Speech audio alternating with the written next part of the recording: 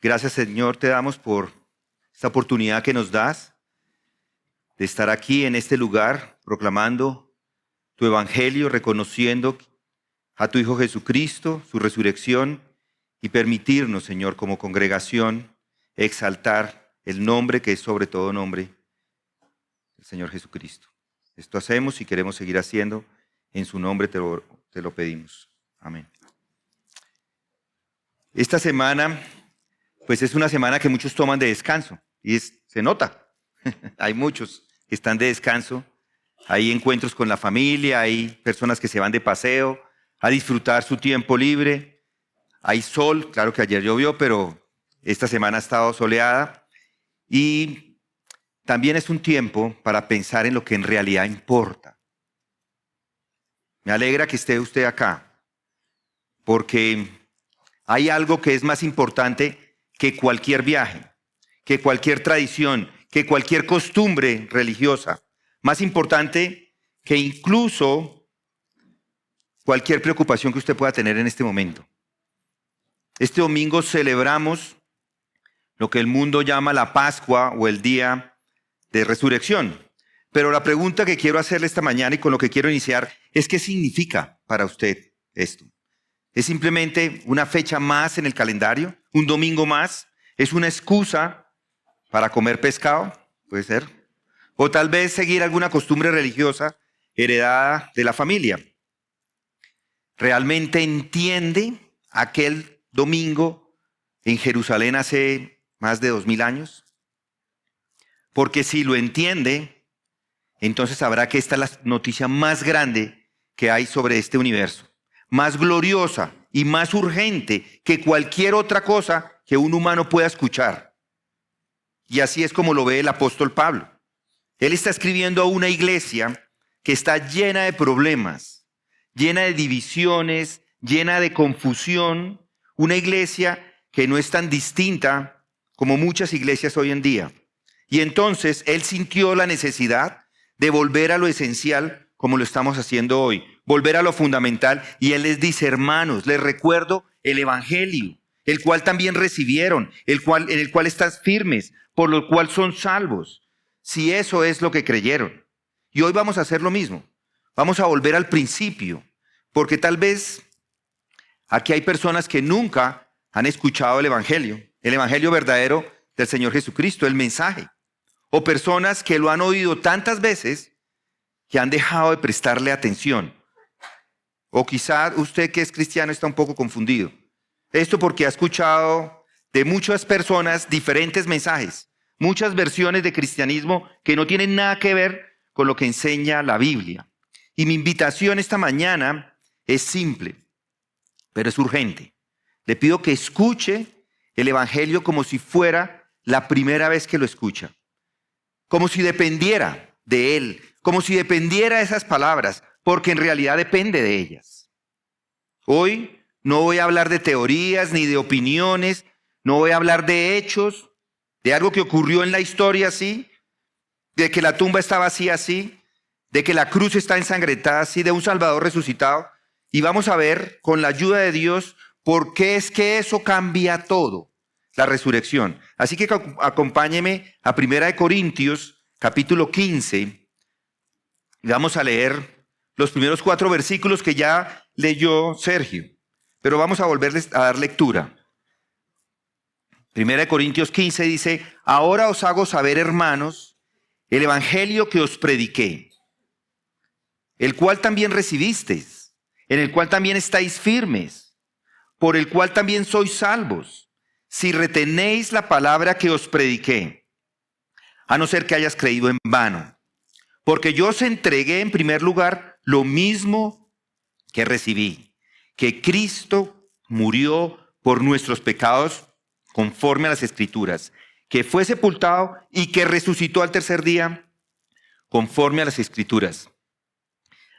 Ahí paramos. Ahora bien, antes de hablar de más profundo acerca de estas palabras y por qué es que lo está diciendo él y a quién se lo estaba diciendo, es importante entenderlo. ¿Por qué lo dice? ¿A quién se lo dice? porque no es una declaración aislada que nos está dando Pablo. No es una enseñanza general acerca de la resurrección. Sin embargo, leímos todo el capítulo y es un capítulo primordial para entender esto de la resurrección. Por eso lo leemos.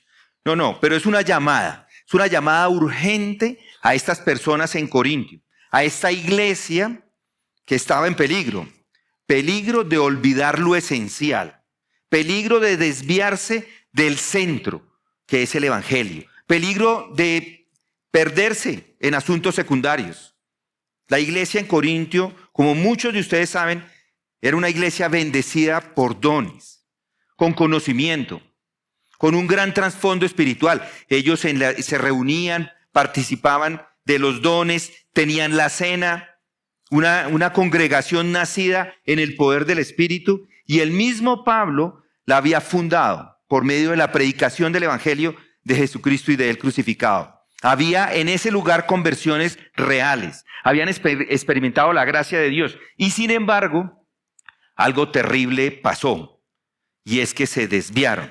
Pronto se olvidaron del fundamento sobre el cual habían sido edificados. Y uno, al leer esta epístola, esta carta, se da cuenta de esto. Casi con dolor vemos lo que está sucediendo. Vemos que estaba llena de divisiones esta iglesia, de inmadurez, de orgullo, que nunca nos va a llegar el orgullo a nosotros, mis hermanos. Estaban llenos de orgullo, pensando, es que nosotros somos mejores, decían. Es que yo soy de Pablo y los otros, yo soy de Apolos. Cada uno tenía una preferencia, disputas internas. Presumían, es que yo soy de Cristo. Pero no lo decían con humildad. Que nunca nos vaya a pasar, sino con arrogancia. Que nunca vaya a llegar la arrogancia a esta iglesia. Era una comunidad fracturada. Había inmoralidad en medio de ellos. Tan grave que Pablo dice que ni siquiera entre los gentiles se había visto tal cosa. Estaban tolerando el pecado. Se estaban poniendo inclusive demandas unos a otros para ir a la corte. Llevar a esas cortes judiciales de la época. Se confundieron con los dones espirituales. Confundieron los dones que Dios les había dado con emociones. Emociones y exhibición de esas emociones. Tenían una teología torcida de la libertad cristiana. De hecho, habían convertido hasta la cena del Señor, que se las había dado con claridad Pablo, en una ocasión de glotonería y desorden. Y como si fuera poco, algunos de ellos estaban comenzando a negar la resurrección. Imagínense eso. Esto no nos puede pasar a nosotros. Por eso regresamos a lo fundamental. Una iglesia cristiana que duda o niega la resurrección, pues no es ni iglesia cristiana. No se trataba de una negación frontal a Cristo de estas personas, sino era algo más sutil. Algunos decían allí que la resurrección de los muertos no tenía sentido, que era innecesaria, que era simplemente una muestra simbólica. En otras palabras, estaban comenzando a adoptar la mentalidad del mundo, la lógica del hombre natural, que siempre ha considerado la resurrección como un mito, algo como una idea religiosa, pero no un hecho histórico. Y es precisamente por eso que el apóstol Pablo, como un médico del alma, como un médico con la precisión de un cirujano, escribe estas palabras. Detiene todo su argumento y para aquí en 1 Corintios 15 y les da lo que es esencial. Él no discute primero las consecuencias de negar la resurrección, eso lo va a hacer más adelante en un capítulo siguiente. No, lo primero que hace es recordarles qué es lo que creyeron. Les vuelve a presentar con autoridad, con la autoridad de un apóstol, con la ternura de un pastor, el mensaje original. Presentar el mensaje, el único mensaje que salva. El único mensaje que tiene poder para dar vida. Os hago saber, les dice, hermanos, el evangelio que os prediqué, el cual también recibisteis, en el cual también estáis firmes, versículo 1. ¿Por qué hace esto Pablo? Bueno, porque cuando una iglesia comienza a desviarse, yo no estoy diciendo que ustedes están desviados, simplemente estoy advirtiendo, no nos podemos desviar. Cuando una iglesia comienza a desviarse, comienza a debatir cosas sin claridad, a moverse en lo que es superficial. Y eso no es señal de madurez. La señal de madurez es escuchar el evangelio permanentemente. O no olvidar el evangelio. No podemos olvidar el evangelio. Se discuten, sí, 1000 cosas, muchas veces. Se defienden opiniones. Se eleva el conocimiento como si eso fuera poder. Pero se olvida lo que es central, lo que es único en la vida, lo único que sostiene a una persona, y es el evangelio que puede salvarlos. Eso es lo único que tiene poder para salvación. ¿Y cuál es el evangelio? Es la muerte, sepultura y resurrección de Jesucristo. Y déjeme decirles, si eso fue necesario para la iglesia de Corinto, que Pablo se parara y empezara a hablar de eso, ¿cuánto más necesario es para nosotros hoy? Porque vivimos en una época en donde la palabra cristiano está vacía en su contenido, donde el evangelio se ha diluido, muchas personas ni siquiera lo conocen, donde incluso desde púlpitos se predican mensajes de autoayuda, de motivación, de activismo social, pero se omite la cruz, se menciona a Cristo, pero no se habla de su sangre, se habla de amor, pero no se habla de justicia. Se exalta la vida cristiana, pero se borra la necesidad de la resurrección corporal real y gloriosa de Cristo. Por eso Pablo vuelve al principio. Y por eso usted y yo debemos hacer lo mismo esta mañana. Antes de hablar de nuestra vida cristiana, de nuestras luchas, de nuestras preguntas, tenemos que volver a lo que es fundamental. ¿Qué es el evangelio? ¿Lo ha recibido usted? ¿Está firme en él o ha creído en vano? No se puede avanzar si no hay un cimiento. Y yo en realidad le doy gracias a Dios por el libro de Juan, porque ha ido estableciendo un cimiento, que no nos podemos desviar de ese evangelio, no podemos desviarnos de ese cimiento, porque es el único que puede traer madurez a una iglesia. Podemos hablar después de muchas otras cosas, pero el cimiento tiene que estar.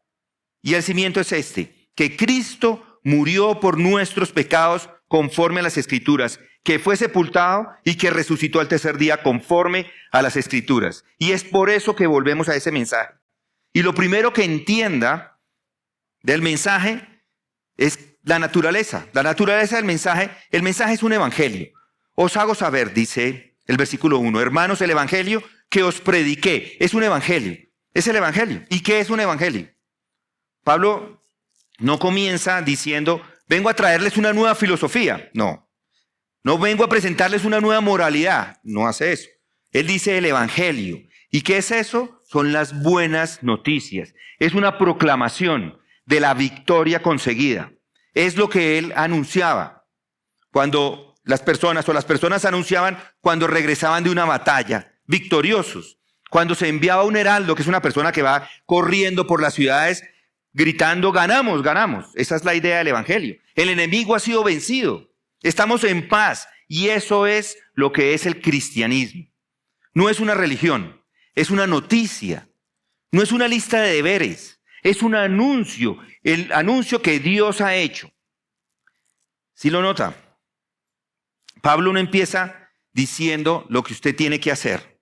Él comienza diciendo lo que Dios ha hecho. Y eso lo cambia todo. Y no podemos dar por hecho que todos entienden. Yo no lo puedo dar por hecho. Yo predico el evangelio todas las semanas porque yo no lo puedo dar por hecho. Porque vivimos en un mundo saturado de ruido religioso. Especialmente en Semana Santa. El evangelio ha sido sepultado bajo capas de tradición, de ritualismo, de sincretismo, hasta de folclore. Yo subo a Monserrate con regularidad para hacer ejercicio y muchas personas hacen lo mismo. Pero esta semana es algo diferente. Monserrate, subiendo la gente, gran cantidad, subiendo, no para hacer ejercicio, sino para pagar una pena de rodillas algunos. Esperan estas personas que con su esfuerzo, de la manera que lo están haciendo, van a conseguir algo. Qué pena verlos ahí. Que puedan pensar que pueden conseguir algo por su esfuerzo. Y hay otras cosas en Semana Santa, hay procesiones, hay rezos, hay dramatizados, hay películas. Ustedes probablemente Han visto algunas de esas, no las vean, no son muy buenas. Todo esto puede tener cierta intención piadosa, pero no hay un mensaje claro. Si no anuncia el evangelio, no hay salvación. En Colombia, el evangelio ha sido cambiado por costumbres. En algunos pueblos, la Semana Santa no es más que una temporada turística que no hay una cita con Dios, todo el mundo se va. Yo recuerdo en una época que la gente como parecía que tenía un poco de reverencia a la Semana Santa. Hoy se perdió completamente, hoy no hay nada, todos los borrachos Esta mañana veníamos por la autopista, venía un hombre sin camisa, todo golpeado. Seguramente anoche la fiesta fue tan grande que estaba todo ensangrentado. Impresionante. La gente está ahí, eso es lo que ha pasado. Las playas están llenas, los hoteles están copados y las iglesias, como pueden ver, no tanto. Muchas de ellas están llenas de pronto de oidores, pero no de creyentes. Por eso Pablo dice, el evangelio que os prediqué. Es como si dijera, escuchen, deténganse, vuelvan al principio. Aquí está el mensaje verdadero, el mensaje que les prediqué. Si usted no lo ha oído antes, no lo ha oído en absoluto. Porque, ¿de dónde viene ese mensaje? Lo que dice Pablo lo dice ahí en el versículo 3. Dice, yo os entregué en primer lugar lo mismo que recibí. Eso es importante. Tiene una importancia crucial. Pablo no se inventó el mensaje. No es el fruto de una reflexión personal. No es el resultado de una meditación profunda. Él lo recibió. La palabra que se utiliza aquí en el original significa transmitir. A él se lo entregaron. Lo recibió y lo está comunicando de manera fiel. Esto es el lenguaje técnico para la transmisión rabínica de la tradición sagrada. Esa es la palabra que se utiliza. Entonces Pablo está diciendo, yo no fui el autor, yo fui simplemente el canal. Y esto es una lección para nosotros aquí en la iglesia. Nosotros no estamos llamados a ser innovadores del mensaje, estamos llamados a ser guardianes del mensaje. No somos cocineros que se inventan una receta. Somos meseros que sirven el plato tal como el maestro lo preparó. Hoy se predican muchas cosas en el nombre de Cristo. Pero si usted escucha un mensaje donde Cristo no es el centro, donde la cruz no es exaltada, donde la resurrección no es proclamada, eso no es el evangelio. Aunque le digan a eso una iglesia. Aunque le digan a esa persona pastor, aunque se sienta bonito. Y es más, como lo dijo Pablo en Gálatas, pero si aún nosotros o un ángel del cielo os anunciara otro evangelio contrario a lo que os hemos anunciado, sea anatema. El evangelio no cambia así venga de un ángel que venga del cielo, no cambia, no depende de los tiempos, no necesita ser actualizado. Es lo que salvó a los corintios el evangelio, lo que salvó a Lutero en su tiempo, lo que salvó a los primeros evangélicos que llegaron a Colombia. Es lo único que puede salvarle a usted y a mí. No hay otro evangelio. Y le digo que es diferente, este mensaje es diferente de cualquier otro mensaje. El apóstol lo dice, el cual también recibisteis, en el cual también estáis firmes.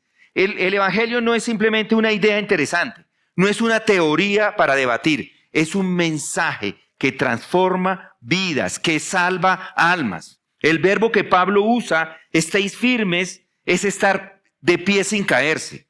Y le digo que usted o se sostiene en eso o no se sostiene en nada.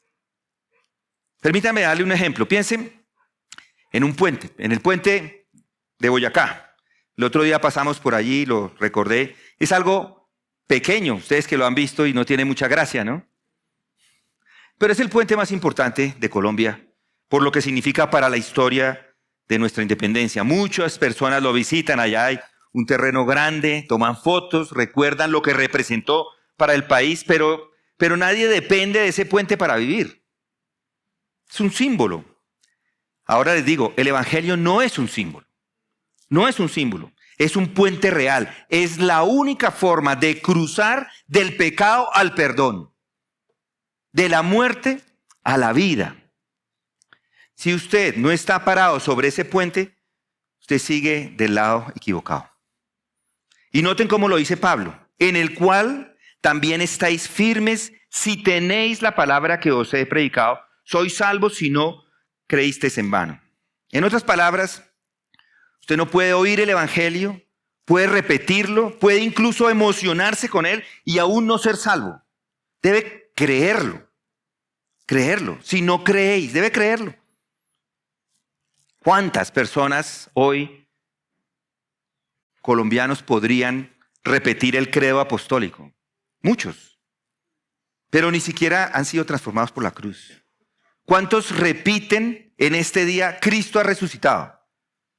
Cada Semana Santa vienen y lo hacen. Pero viven como si Él aún estuviera muerto.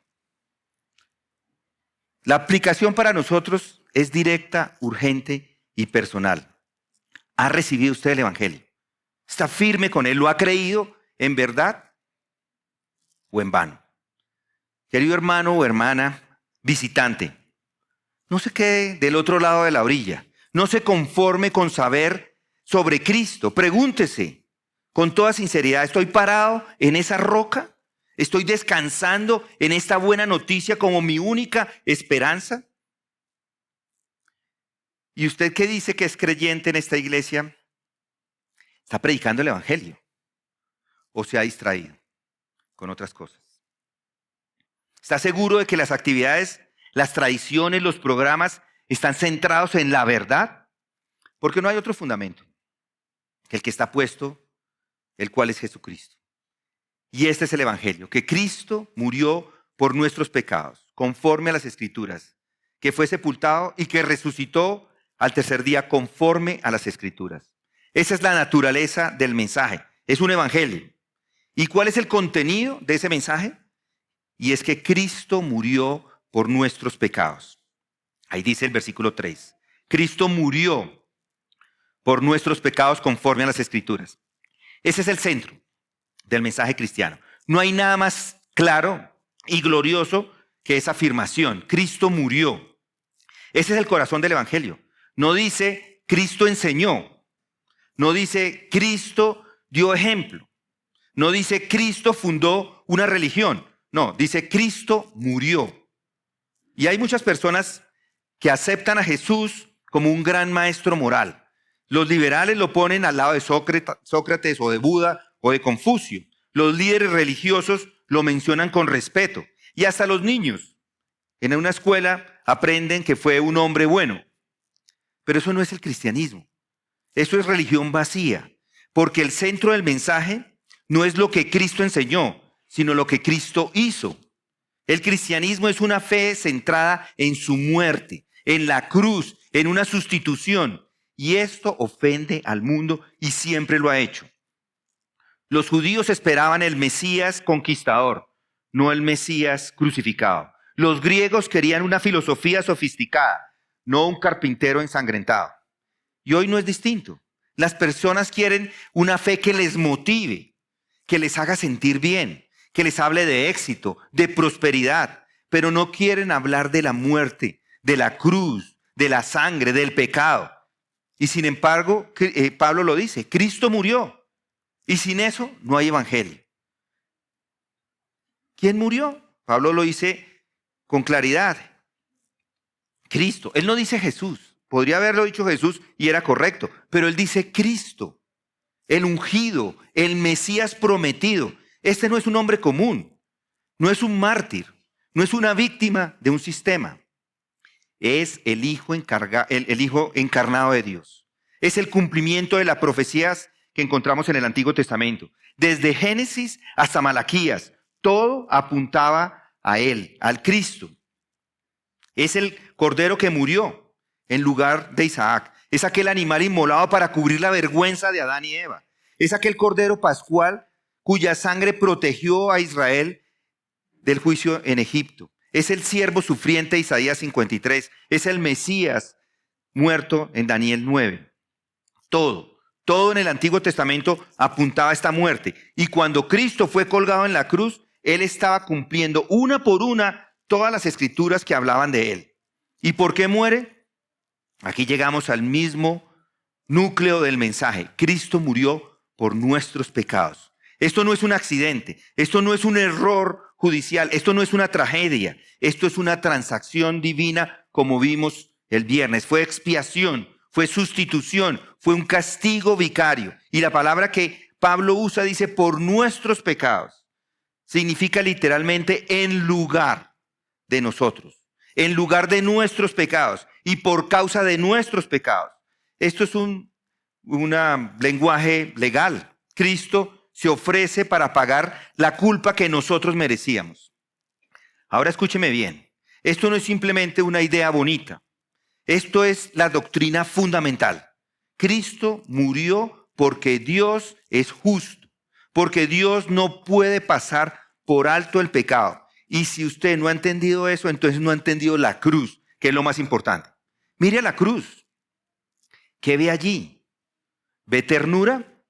Sí. ¿Compasión? Sí. Pero sobre todo, usted debe ver la santidad de Dios. Dios es santo. Y para poderle salvar, tuvo que castigar a su propio hijo. Entonces, ¿qué significa esto para usted? Significa que es pecador. Qué palabra, ¿no? Qué palabra tan impopular hoy día. Pecado, suena como arcaico, ¿no? Casi nadie usa esa palabra. Pero el problema del mundo no es un problema político, ni económico, ni educativo. El problema suyo y mío es un problema de pecado. Por eso hay guerras, por eso hay pobreza, por eso hay injusticia, por eso hay corrupción, por eso usted miente, por eso tiene envidia, por eso se enoja, por eso se desespera. Y el pecado no es solamente lo que usted hace mal, es lo que usted es. Por eso Cristo murió. No para darle una mejor vida, sino para salvarlo de la ira de Dios. Piensa en eso. Si la cruz fuera solo un ejemplo, ¿por qué tuvo que Jesús sufrir eso? ¿Por qué tanto dolor? ¿Por qué tanta humillación? ¿Por qué fue abandonado por el Padre? No. Él estaba allí cargando con su culpa y con la mía. Es lo que dice Isaías 53. Mas Él fue herido por nuestras transgresiones, molido por nuestras iniquidades. El castigo de nuestra paz cayó sobre Él y por sus heridas hemos sido sanados. Y luego dice 2 Corintios 5:21. Al que no conoció pecado, le hizo pecado por nosotros para que fuéramos hechos justicia delante de Dios en Él. Permítame ilustrarlo con algo cercano. ¿Ha visto de forma presencial alguna vez? Yo he escuchado varias veces esto, creo que usted también, y es una práctica que no es muy buena. Que cuando hay un crimen y cogen al ladrón, la muchedumbre se vuelca y exigen el castigo. ¿No lo han visto de pronto? Yo lo he visto. Muchos se toman el castigo por ellos mismos y empiezan a golpear al criminal. El hombre de las noticias cada rato los muestra. Gente grita, otros dan golpes y casi que se forma una rebelión. Y lo común que quieren es que pague, ¿cierto? Que pague el criminal de alguna forma. Y si no llega la policía a pararlos, hay caos y que pueden llegar hasta matar a la persona. Ahora imagínese esto, que usted ha cometido la falta. Ahí lo cogieron, las cámaras lo captaron, hay testigos y usted está perdido. Entonces, en medio de toda esa chusma, todos lo quieren golpear y hasta probablemente matar. Y dice alguien, yo asumo la culpa, yo pago la condena. ¿Entiende lo que eso significa? Usted queda libre, inmerecidamente, pero libre. Eso es lo que Cristo hizo por usted. Usted y yo teníamos una condena eterna. Y Él dijo, Padre, castígame a mí y no a ellos. ¿Cree usted en eso? ¿De verdad lo cree? Debería todo el mundo decir amén. Yo lo creo. ¿Lo cree en el corazón o solo con la mente? ¿Se ha apropiado de esa muerte? Porque no basta con saber que Cristo murió. No basta que diga yo creo en Jesús, que Él murió. Tiene que saberlo, tiene que saber que Él murió por usted. que cargó sus pecados, que en la cruz tomó su lugar, como tomó el mío. Y si eso es verdad, entonces su vida ya no puede ser la misma. Ya no puede vivir como si nada. Ya no puede jugar con el pecado. Ya no puede ser indiferente más. Ya no puede vivir para usted mismo. Con Cristo, dice Pablo, yo he sido crucificado. Y ya no soy yo el que vive, sino que Cristo vive en mí. Y mi vida ahora la vivo en la carne, la vivo por fe. Ya no la vivo en la carne, la vivo por fe en el Hijo de Dios. Gálatas 2. Mis amigos y hermanos, Cristo murió por nuestros pecados. Murió conforme a las Escrituras. Murió para salvarnos de la condenación. Murió para reconciliarnos con Dios. Murió para que usted y yo podamos vivir. Lo cree. Se apoya en esa cruz como su única esperanza. Si no lo ha hecho, no hay mejor momento que hoy. Porque hoy es el día de su salvación. Y si ya lo ha hecho, entonces viva. Viva como quien ha sido comprado por sangre. Viva por aquel que murió por usted. Muy bien, mis hermanos. Hemos visto la naturaleza del mensaje. Es un evangelio, es el evangelio. Y el contenido es que Cristo murió por nuestros pecados. Y ahora quiero que noten la prueba del mensaje. Cristo fue sepultado y resucitó conforme a las Escrituras. Fue sepultado y resucitó al tercer día conforme a las Escrituras. El versículo 4 ahí mismo.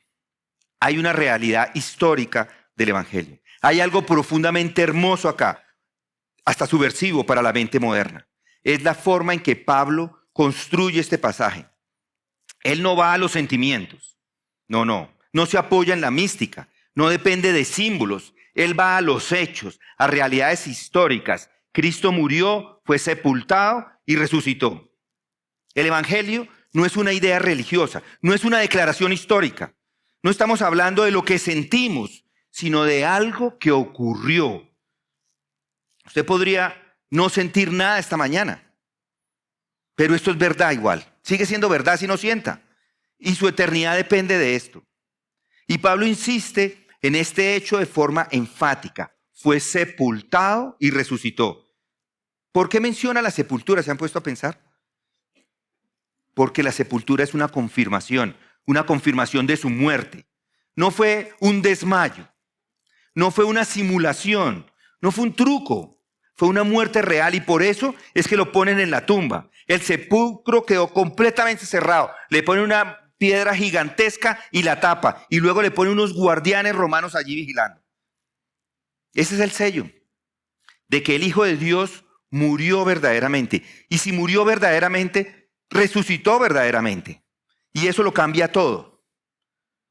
Por la resurrección, por supuesto. Es el clímax de la redención. ¿Qué dice el texto? Resucitó al tercer día, conforme a las Escrituras. Aquí está el centro de nuestra esperanza. Si Cristo, lo leímos ahí en el texto, cuando leyó Sergio, si Cristo no hubiera resucitado, usted estaba muerto.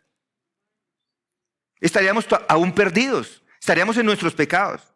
Porque su muerte fue el pago. Pero su resurrección, ese es un recibo firmado por el cielo que nos da la entrada. Porque su resurrección es la confirmación divina de que ese sacrificio fue aceptado. Es la prueba de que la deuda fue pagada, la deuda fue saldada. Si Él no resucitó, el pecado no fue vencido. Si Él no resucitó, la muerte sigue reinando. Si Él no resucitó, la cruz fue un fracaso. Pero Él resucitó. Y por eso decimos con toda seguridad, la tumba está vacía.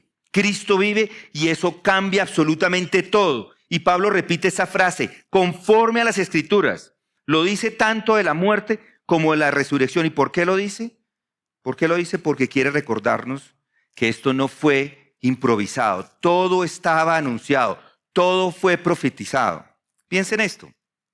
Salmo 16:10 dice, pues tú no abandonarás mi alma en el Seol, ni permitirás que tu santo vea corrupción. Está hablando de la resurrección.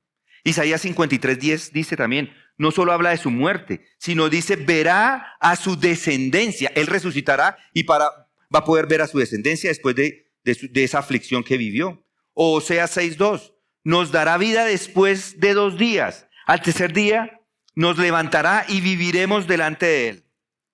Y el mismo Señor Jesucristo lo dijo con claridad, al tercer día resucitaré.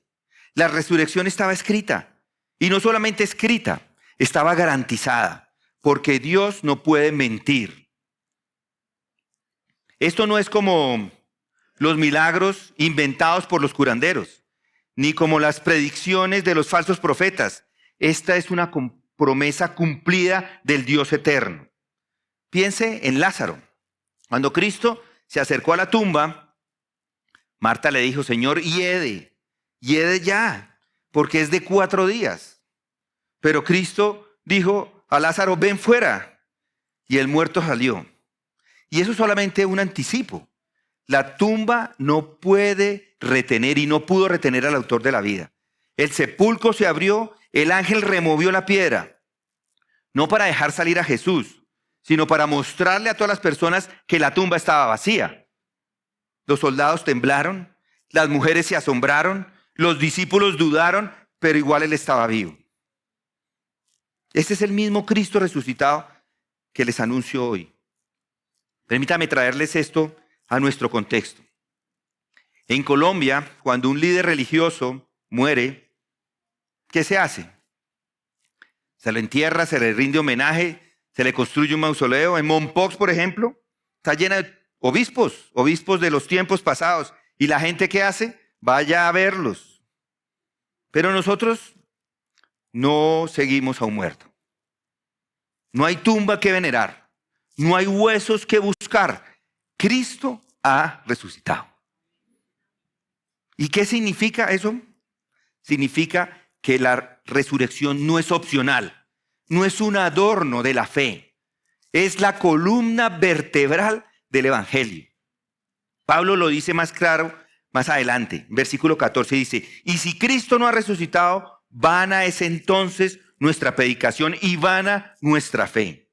Sin resurrección, aún está en sus pecados, pero con la resurrección, usted puede obtener perdón, vida nueva, esperanza eterna. El cristianismo no es una forma o una reforma, mejor, de la conducta. Es una vida nueva. Es una nueva vida que solo aquel que venció la muerte le puede dar. ¿Cree usted realmente que Cristo resucitó? ¿Lo cree con la certeza con la que cree que está vivo en este momento? ¿Ha confiado la eternidad en ese hecho? ¿Vive usted como alguien que sirve a un rey vivo? Muchos creen que Jesús murió, pero no todos creen que Él vive. Y muchos aún lo demuestran con su vida. Usted no puede vivir como si Cristo estuviera en la tumba si dice que Él resucitó. No puede celebrar la Pascua y seguir viviendo en derrota. La tumba está vacía y por eso no hay excusa para seguir muerto espiritualmente. Cristo murió, fue sepultado, Cristo resucitó y todo esto conforme a las Escrituras. Es la historia más cierta que podemos tener. Es la esperanza más firme que tenemos. Es la buena noticia más urgente que nos ha sido dada. Si usted cree en esto, su vida cambiará. Si no ha creído, hoy es el día de venir a los pies del resucitado. Porque Él vive y porque Él vive, usted también puede vivir. Hemos considerado el evangelio que Pablo predicó, el mismo que usted y yo necesitamos hoy más que nunca. Y permítame repetirlo una vez más. Cristo murió por nuestros pecados conforme a las Escrituras, que fue sepultado y que resucitó al tercer día conforme a las Escrituras. Ese es el mensaje. No es otro entre muchos, no es opcional, no es una versión del cristianismo, es el único evangelio. Es el único que salva, es el único que transforma. Y yo vuelvo y le pregunto esta mañana, ¿usted lo ha escuchado? ¿Qué va a hacer con eso? ¿Qué va a hacer con ese evangelio? ¿Ha creído verdaderamente, realmente? Pablo se lo estaba diciendo a esa iglesia, a creyentes, a personas que habían dicho aceptar el mensaje. Pero ¿qué les dice? A menos que hayáis creído en vano. Hay muchas personas que han oído, pero no han recibido. Hay otras que han recibido, pero no están firmes. Hay otras que dicen estar firmes, pero su vida los contradice. ¿Dónde está usted?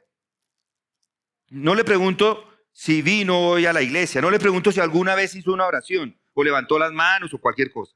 Le pregunto si está en este momento de pie sobre la roca del evangelio. Si su fe descansa únicamente en la obra terminada de Cristo. Porque si su confianza está en su religión, en su esfuerzo, en su tradición, incluso en su conocimiento bíblico, usted ha creído en vano. No se engañe. Usted puede haber creído en la iglesia, puede conocer los cantos, puede tener una Biblia con su nombre y sin embargo estar perdido. Se ha apropiado. Esto es diferente a decir que creo. Ha tomado esa verdad, se ha apropiado de esa verdad, de esa muerte. Cristo murió por nuestros pecados. Pero alguno dirá, esto no tiene valor para alguno que no ha reconocido que están sus pecados. Yo le pregunto, ¿ha llorado alguna vez su pecado? ¿Lo ha sentido como una carga gigantesca que no la puede soportar? ¿Se ha visto a usted a sí mismo no como una buena persona que necesita un empujoncito para hacer las cosas mejor? No, ¿se ha visto usted como un pecador perdido que necesita un salvador? Muchos dicen, es que todos cometemos errores, ¿cierto? Como si fuera una frase inofensiva. No lleva esa frase de pronto el peso que encontramos en las Escrituras. Debería decir eso mismo, todos somos pecadores. Eso es lo que dicen las Escrituras. Y si afirma eso, quiere decir que está bajo condenación. Eso de que errar es humano, solamente está afirmando que está bajo condenación. Y por eso necesita que el Hijo de Dios venga y muera en la cruz. No por errores o debilidades, sino por culpa real, por transgresiones verdaderas, por una rebelión contra un Dios santo. Y si usted lo reconoce y cree y en esa cruz, corre a esa cruz y la abraza y se lanza hacia ella, usted puede ser salvo. Y a usted creyente le pregunto, ¿vive usted como alguien que sigue a un Cristo resucitado? Porque si Cristo vive, no puede seguir en sus pecados, no puede seguir indiferente, no puede seguir amando al mundo, no puede vivir en tibieza espiritual. La vida cristiana no es asistir a eventos religiosos, es cargar el entendimiento, es tomar su cruz y seguir.